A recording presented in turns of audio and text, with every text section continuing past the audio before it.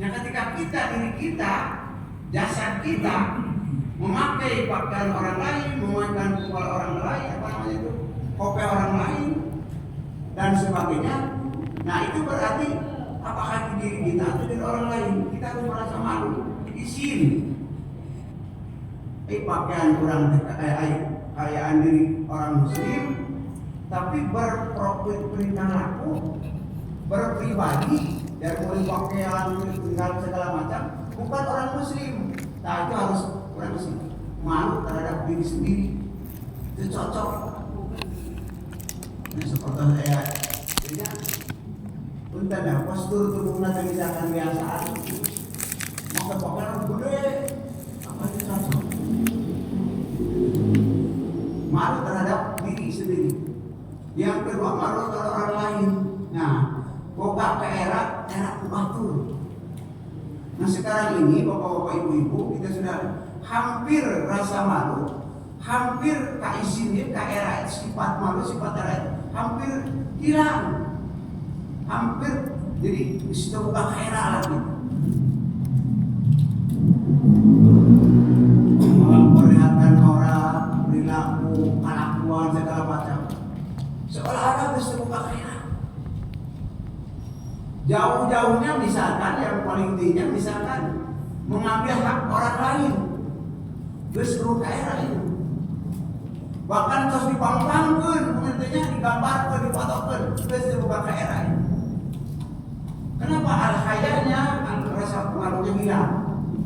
Maka kata Rasulullah SAW, ya, kata Rasulullah SAW, jadi kalau rasa pengaruh sudah hilang, pasta masih silakan Anda berlaku berbuat sekedarmu. Nah, oleh sebab itu maka ini kalau kita ingin hidup barokah maka harus memiliki sifat malu. Malu yang ketiga, malu terhadap Allah. Sekalipun Allah tidak melihat secara kasat mata, tapi kita yakin bahwa Allah melihat. Di dalam insan itu kan, insan itu kita beribadah kepada Allah, kalau Allah melihat kita. Jadi ketika kita melakukan perbuatan yang melanggar aturan Allah, melakukan dosa, maka orang itu harus merasa malu di hadapan Allah. Malu oleh Allah walaupun Allah tidak kelihatan menurut kasat mata kita melihat, padahal Allah Maha melihat. Nah, kalau orang sudah tidak malu kepada orang lain, terus terizin kujani, maka pasti terus terizin ke Allah. Jangan pakai istilah buka kera, apalagi oleh Allah Subhanahu Wa Taala. Kamu dekat tinggalku mata tangannya, so dekat tinggal Allah, buka keyakinan bahwa di depan kita ada Allah yang Maha melihat. Nah, istahyu minallah haqqal haya. Jadi silakan Anda memiliki rasa malu kepada Allah dengan hakul hayat, malu yang sebenarnya malu. Wasta yang bilang hakul hayat, ya. Orang yang merasa malu kepada Allah dengan malu yang sebenarnya malu, wal yahfadroksi wa mawa, hendaklah menjaga kepala, wa dan apa-apa yang ada pada kepala. Jadi kata Rasulullah SAW dalam hadis ini, ya, malu kepada Allah yang sebenarnya, malulah kamu kepada Allah dengan hakul hayat, malu yang sebenarnya. Siapa orang yang malu kepada Allah dengan sebenarnya, falyahfad, maka harus menjaga arosi tersirah kepala, wama dan apa yang ada. Apa yang ada dalam kepala? Yang kata pada kan? Pertama mata, ada hidung, ada lisan, kemudian ada rasa berpikiran. Nah, ketika mata kita misalnya diperlihatkan kepada hal yang dilarang oleh Allah, maka kita harus dijaga mata kita itu malu kepada Allah. Ketika Allah melarang sesuatu yang kita tidak boleh ucapkan, lalu kita ucapkan, kita harus malu di hadapan Allah dari lisan. Ketika kita berpikir suatu hal yang tidak pantas, yang tidak sesuai dengan Allah, maka pikiran kita ini harus merasa malu oleh Allah.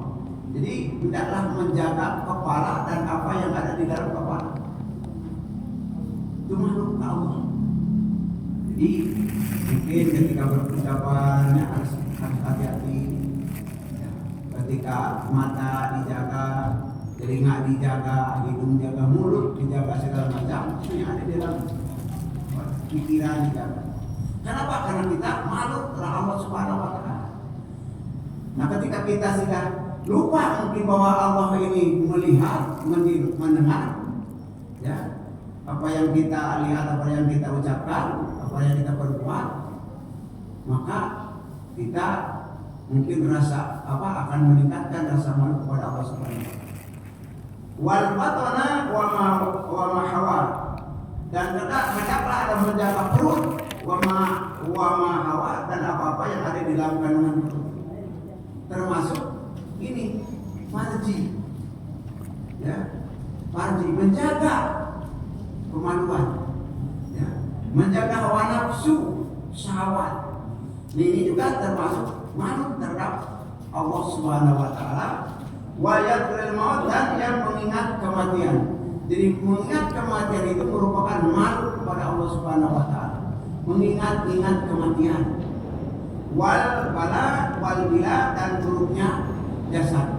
Jadi ketika kita malu kepada Allah, yang sebenarnya kita akan selalu ingat kepada kematian, ingat kepada jasad yang akan busuk, yang akan hancur gitu. Nah, kalau begitu itu sudah malu. Maksudnya apa? Kita menjaga hidup kita ini hati-hati, jangan sampai kita melanggar aturan-aturan Allah, sebab kita akan mati. Akan mati semua. Belum nafsu jadi kalau mati. Semua yang bernyawa akan Kemudian waman aro dalam akhirah taraka silatul dunia.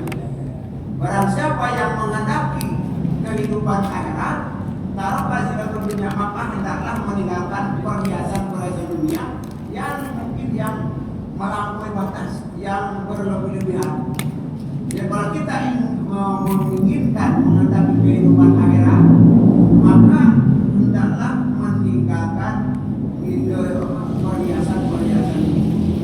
Jadi artinya bukan berarti kita tidak boleh memiliki perhiasan dunia, tapi jangan sampai melampaui batas, melebihi ketentuan-ketentuan, melebihi cintanya daripada cinta kepada Allah Subhanahu wa Ta'ala. Saking cintanya kehidupan dunia, ya, lupa terhadap Allah. Saking cintanya kepada perhiasan dunia, maka lupa terhadap Allah Subhanahu wa Ta'ala. Itu jangan sampai begitu. Itu seperti haya. Al-haya Allah, malu terhadap Allah Subhanahu wa Ta'ala. Hakul haya jadi menjaga kepala dan apa yang ada di dalam kepala, menjaga perut dan apa yang ada di dalam perut, dan menjaga dan juga banyak mengingat kematian dan juga busuknya badan, jasadnya itu. Dan siapa orang yang menghendaki kehidupan akhirat, maka hendaklah meninggalkan perhiasan dunia yang memang melampaui, yang melebihi batas, yang tidak tidak diridhoi oleh Allah Subhanahu wa Ta'ala. Hadirin rahimahullah, jadi pertama itu al-haya minal iman. Haya itu malu, itu sebagian daripada iman. Nah, jadi ada Rasulullah SAW. Rasulullah itu seorang Rasul yang malu, yang memiliki rasa malu yang paling tinggi. Lebih-lebih dalam satu hadis melebihi wanita yang sedang dipingit. Jadi saking punya rasa malu yang besar, ya, kepada sesama manusia, lebih kepada Allah, lebih atau melebihi seorang gadis yang dipingit. Bahkan malaikat pun memiliki rasa malu. Ada dalam satu keterangan ketika Rasulullah sedang berada di dalam rumah dengan Siti Aisyah, ya, Siti Aisyah. Lalu malaikat mau masuk itu tidak jadi. Kenapa? Sebab lihat di dalamnya Aisyah sudah menanggalkan pakaian. Mungkin yang namanya wanita mau ganti kalungnya. Lalu kata Rasulullah, Aisyah itu malaikat akan masuk tapi tidak jadi karena ada Anda itu menanggalkan atau membuka pakaian. Rasulullah menyatakan malaikat pun memiliki rasa malu. Malaikat yang tidak memiliki hawa nafsu. Ya. Oleh sebab itu maka ini wajib kalau kita memiliki rasa boga kaya, sing gede kaya. Sebab kalau rasa kalau dihilang kata Rasulullah, pasda masih tak silakan Anda berbuat segenap.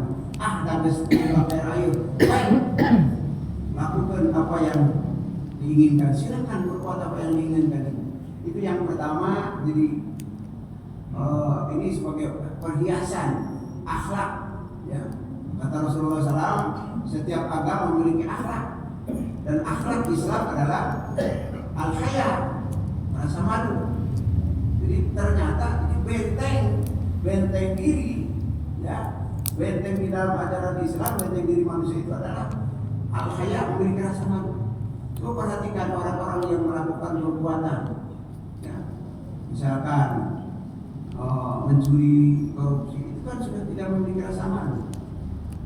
Apalagi terhadap Allah, malu terhadap manusia apa sudah hilang. Sudah ditangkap saja, sudah diperlihatkan saja, dipang-pangkan, masih jadi tukang akhirat, masih ingin melawan, masih ini. Ini kan sudah hilang rasa malunya.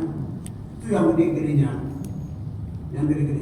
Jadi kita harus memiliki al-haya, rasa malu yang ada dalam diri kita. Sebab itu adalah bentengnya pada diri kita ini. Kalau kita hilang rasa malu, sudah dicabut oleh Allah rasa malu di dalam diri kita, maka mungkin kita akan berbuat sekehendak yang kita inginkan. Makanya kata Rasulullah SAW, al-haya minal iman. Lalu malu itu sebagai daripada iman.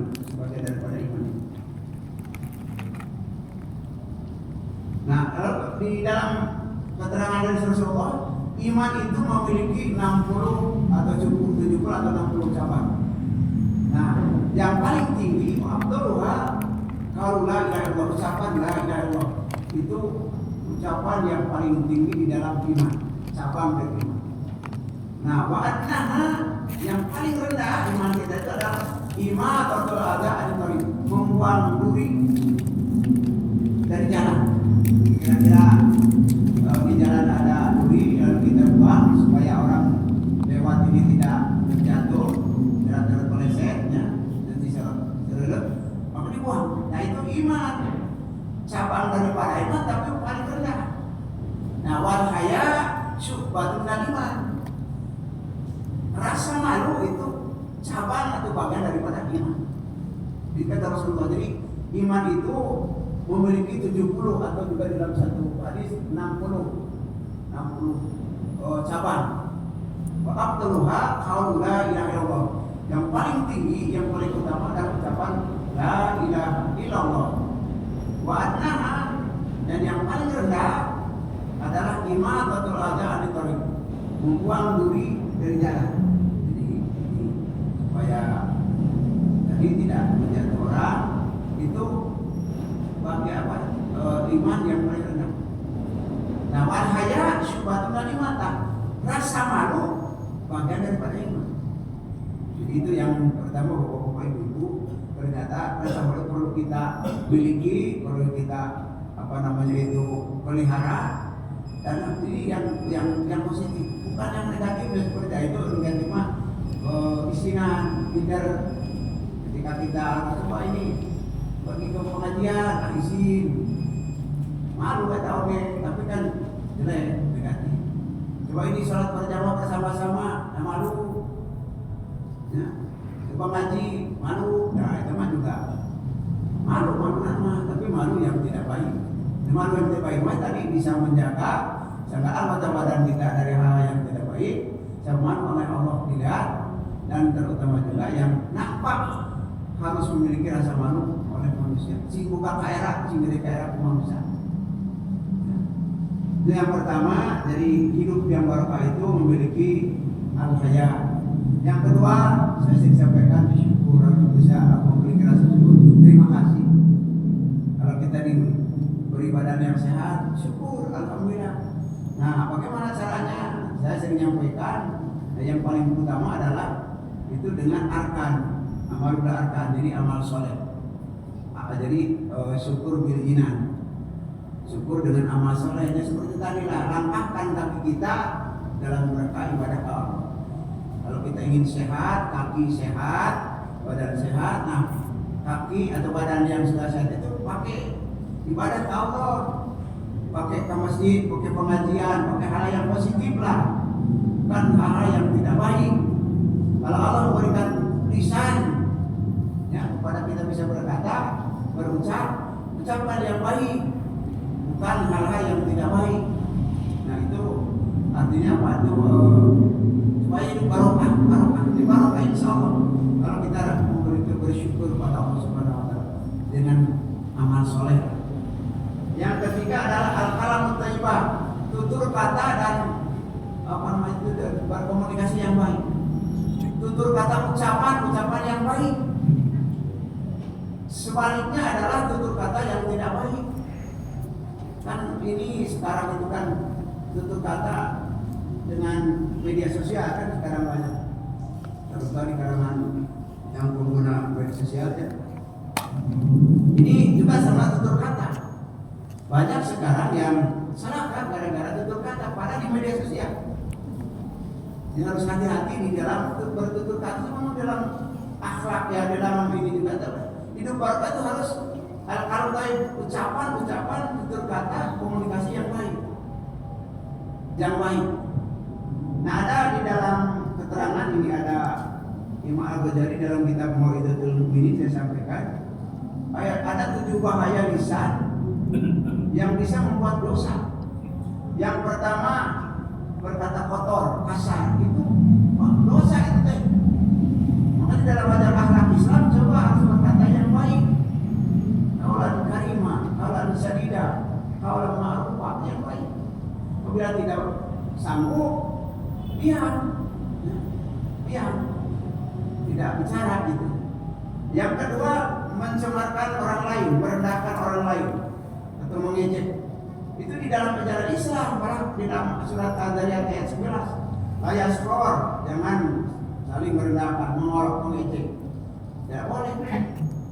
Walaupun kita seringnya bukan jadi masalah sekarang akibat bahasa orang tidak senang. Yang hati-hati, Islam pun tidak membolehkan sekalipun kepada orang yang tidak disenangi dengan ucapan yang tidak baik. Tetap harus kaulan karim. Mengolok-olok ya. Talmis, jangan saling mencela, menghina, tidak boleh di dalam Al-Quran. Karena baju Al-Quran saling memanggil gelar-gelar dengan gelar yang ejekan, diberi gelar-gelar yang ejekan. Tidak boleh sekalipun kepada orang yang tidak senang. Bagaimana kalau sekarang itu sudah berkeliaran di media sosial? Ya terutama zaman sekarang berkaitan masalah politik, tidak boleh ikuti. Ya baca-baca ya boleh. Tapi tidak boleh kalaupun tidak senang tetap kalau menjelekan orang itu dosa tetap.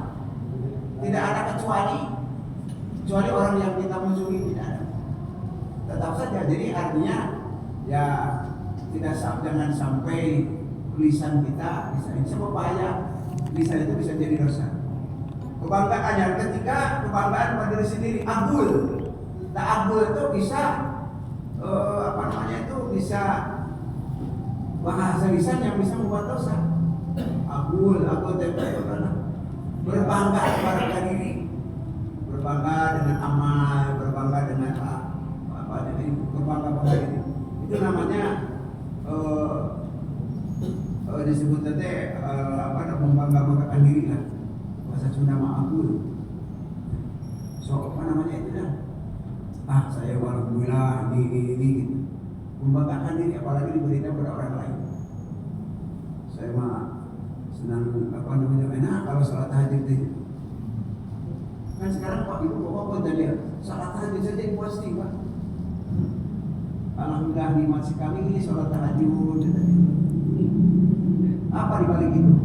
Dia menceritakan orang lain bahwa itu ibadah sholat tahajud. Kan jawabnya sekarang pasti. Kalau ustaz bisa ngamal yang pokok-pokok sholat tahajud itu bukan apa namanya, bukan ini sekarang misalkan ceramah. Sekarang itu baru seperti sedang ini pun terbapak ini kan ibadah umroh atau haji kan ibadah. Tapi sekarang banyaknya sedang ini postingan nikmat sedang umroh. Khawatir jadi tadi memegahkan diri. Jadi riak atau khawatirnya begitu. Dari fotokan rumah jadi kan bingung. Dari fotokan bisa Arab ada dia jangan bilang lumayan. Tapi kan ada keinginan kalau kita ada posting lah. Tetangga ke grup. Wah ini sedang ini. Apa tidak boleh? Maka tapi khawatir. Ada sifat riaknya seperti tadi memposting sedang tahajud. Ya. Aduh digambar. Terus ini alhamdulillah di masa tahajud. Betul. Tetapi khawatir kita dengan memberitakan di media itu, ya khawatir ada sedikit saja, ya ada sedikit saja yang membanggakan diri bahwa kita ini orang baik. Dia harus hati-hati bahwa itu di dalam ibadah pun demikian. Nah kalau begitu Pak tidak usah diumumkan, ya lebih baik begitu saja. Allah tidak perlu pengumumannya, Allah perlu buktinya. Yang keempat, mengadu domba namimah itu juga bahaya lisan. Jadi kalau melalui lisan mengadu domba bahaya sekali, dosa besar. Ya. Sehingga orang lain yang bertengkar segala macam gara-gara oleh kita diadu domba namimah namanya. Ya. Kemudian yang namanya mengingat mengumpat gibah. Gibah itu dosa lisan yang bahaya lisan tapi bisa menjadi dosa gibah. Jadi gibah teh artinya mengumpat teh menggunjing, menceritakan aib orang lain, ya, menceritakan aib orang lain kepada orang lain itu menggunjing, gibah namanya. Kemudian lalu bukan bohong, ucapan bohong yang tidak dengan sebenarnya itu disebut al-buhtan, itu juga bahaya lisan, al-buhtan. Kemudian yang selanjutnya jalur mencari-cari kesalahan orang lain. Terjasus di dalam itu. Walau dan mencari-cari kesalahan. Dikorek kesalahan batur teh. Kan sekarang musimnya. Kalau seorang ingin jadi pemimpin, ingin jadi orang ini, dikorek kesalahan teh supaya terjadi dikubrakeun. Nah itu sudah biasa pokok-pokok itu. Subhanallah ya Allah di dunia sekarang sudah begitu. Ya. Kan kita sering baca itu. Ya. Orang yang ini cari-cari kesalahan itu dia bahasa orang wala tajassasu. Janganlah mencari-cari menggali-gali kesalahan orang lain. Tajassus namanya. Itu bahaya bisa dan bisa menjadi dosa. Karena Allah ini kalau sudah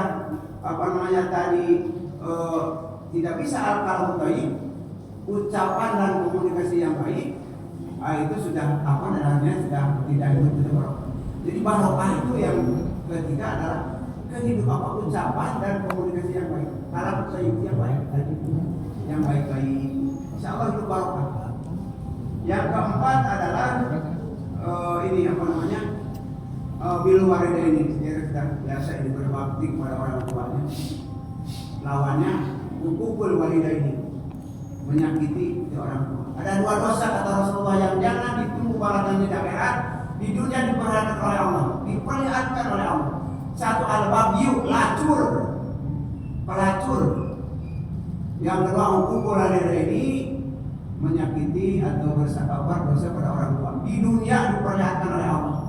Jangan di akhirat begitu, di dunia kali diperlihatkan oleh Allah. Saking besarnya bahayanya itu dari perbuatan tadi menyakiti ibu bapak. Ibu bapak sudah ini mungkin kita sebagai orang tua ingin oleh anak diperbuatkan, maka kita harus berorang tua. Insya Allah anak kita akan membalas. Sebab tidak akan mungkin orang anak kita akan berbuat baik pada kita kalau kita tidak pernah berbuat baik pada ibu bapak kita. Bagaimana kepada orang kita yang sudah meninggal? Asal usul itu pertama mendoakan. Ketika Rasulullah ditanya, ya Rasulullah orang tua saya sudah tidak ada. Apakah saya ada hubungan berbuat kepada orang tua? Ada. Yaitu as-salat alaihima, mendoakan keduanya. Allahumma ighfir lahum itu bukan hanya di Allahumma ighfir lahum itu ya. Warahum, ighfir laha itu mendoakan. Yang kedua menyambungkan silaturahmi. Silaturahmi yang sudah disambung oleh orang tua kita, sambungkan lagi. Membahasa kalau orang baru pun obor, sambungkan lagi. Melakukan wasiat, menjalankan wasiat mazhab orang tua itu hubungan orang yang hidup dengan orang yang sudah anak pada orang tua. Nah, jadi berbuat baik pada orang tua itu antara lain kalau yang sudah meninggal, jadi doakan mereka. Kalau yang masih ada, berbahagia, masih ada kesempatan untuk berbuat baik kepada ibu bapak.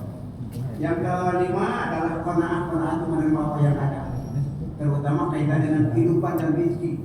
Qanaah namanya. Nah ini perlu di dalam kehidupan. So, kalau tidak ada rasa syukur. Contohnya diberi saat ini rezeki, alhamdulillah, syukur tak. Dan kalau tidak ada syukur, tidak ada qanaah, itu artinya tidak menerima itu. Dan rasa puas, saya sering menyampaikan rasa puas pada manusia tidak akan pernah muncul. Dan yang terakhir adalah hidup barokah itu adalah al-mawaddama wal istiqomah berdoa. Yang konsisten, yang terus menerus dan istiqomah di dalam berdoa. Nah, jadi harus senantiasa terus berdoa.